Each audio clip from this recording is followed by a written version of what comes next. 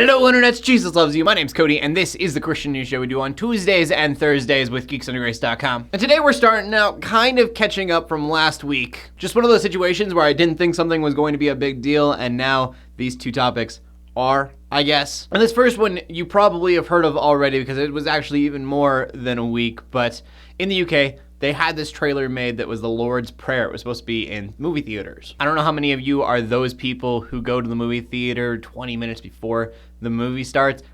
I do that, and you get random trailers. It just kind of happens before the movies. Kind of off topic and random, I actually went to the movie theater recently, and my church actually had an advertisement play about their Christmas service before the movie. So we're not talking about movie trailer time. This is way before that even starts. So this church makes this advertisement that I think is actually kind of cool. It starts off with one group of people starting the Lord's Prayer, and then it goes on to the next one, and it's a bunch of different groups just doing the Lord's Prayer. And then in the end, it says, prayer is for everyone, just pray. Which totally, I think even some atheists out there, they're not necessarily praying, but my thoughts are with you. You hear that all the time.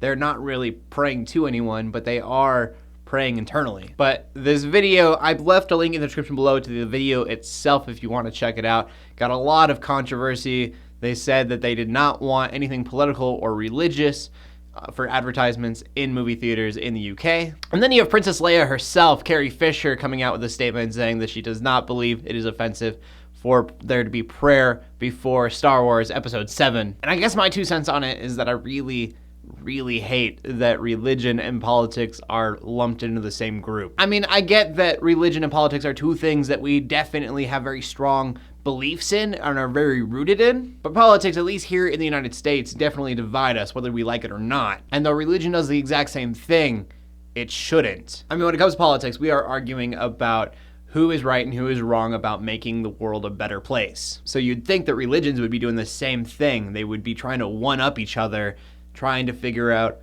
who can make the world the better place. I mean, who has a better impact on the world, doing charities, showing love and kindness.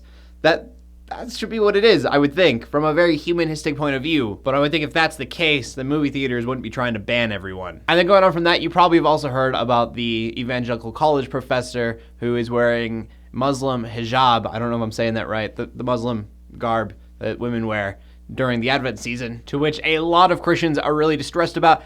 I didn't really get too bothered by it, I guess. I mean, there is so much hate from Christians right now to Muslims, which, I mean, is kind of understandable. I understand ISIS and Boko Haram. I just like them as much as the next guy. But here in the United States, we are so judgmental of Muslims who don't believe the same thing that ISIS and Boko Haram do. So standing with them, I'm totally for. Though I was really bothered. She does say that we and Muslims worship the same God, which, no. Our ideas of who God is are just way different. It's not the same by any means. And going from that, we go to the final story of the day, which is about LA and New York, two very different sides of the country. There were apparent bomb threats for the school districts of both cities.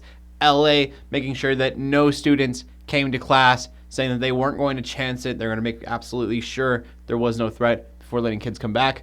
New York, responding about midday, said that it was a hoax and they weren't worried about it. So far, it seemed that these threats were not real. There were no bombs in the vicinities of either of these schools. And I'm double-sided on this for sure. On one hand, you have all of these schools evacuating and there is no bomb, so it seems that terrorism is winning so much that all they have to do is even threaten, and we're freaked out. But on the other hand, you have New York kind of gambling the lives of thousands of children. If this bomb threat would have been legitimate, who knows how many kids would have died. And so I think I lean mostly with LA on this, evacuating, making sure that everyone's safe, better safe than sorry. I mean, what looks like courage for New York could have been pig-headed stubbornness. So prayers out to both cities. I'm glad that they're both safe.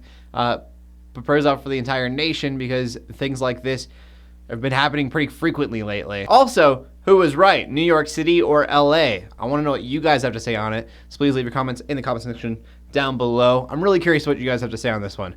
I think that it could lean both ways for a lot of people. So I want to know what you guys have to say. Do so. As always, make sure you check out GeeksUnderGrace.com for more geeky content. My name's Cody, Armour, bringing Christian news in a not so boring kind of way every Tuesday and Thursday. In closing, let the haters hate, let the Christians pray. To everybody, like, subscribe. I will see you later, and God bless.